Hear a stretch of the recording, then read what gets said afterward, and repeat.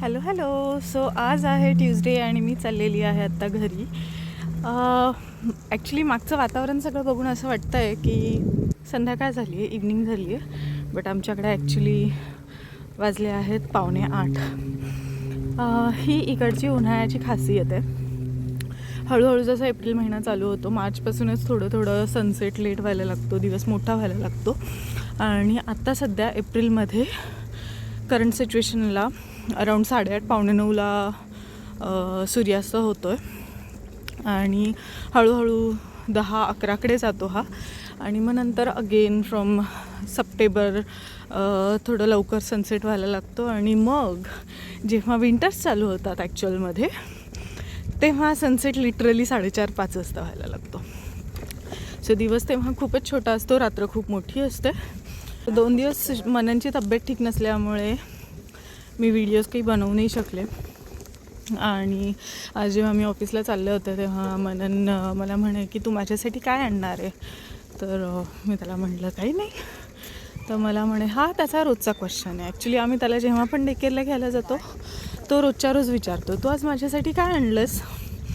So आम्ही घरूनच जाताना काही ड्रायफ्रूट्स किंवा फ्रूट असं काहीही बॅगमध्ये ठेवतो, सोबत ठेवतो आणि त्याला डेकेअरमधून निघाल्या देतो. मुलांना किती खायला दिलेलं असलं तरीसुद्धा जेव्हा पॅरेंट्स दिसतात तेव्हा भूक लागल्यासारखी होते. तसंच आहे हे.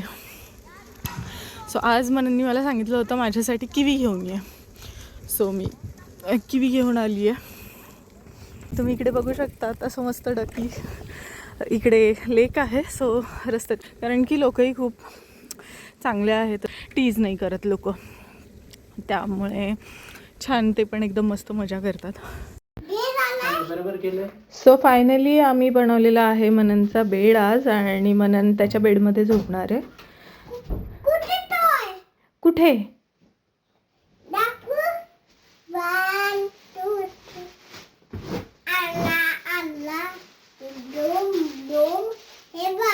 नाईस.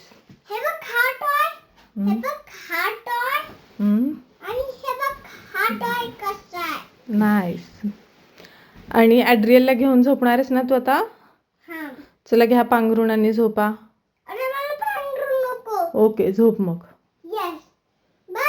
बाय. Good night. या सी यू टुमॉरो. या. सो फायनली आज मनन त्याच्या बेडमध्ये झोपणार आहे. कारवांवरती सॉन्ग लावलेत त्यांनी आणि ते ऐकत मस्त झोपत आहे. चला तर मग तुम्ही पण झोपा. Good night.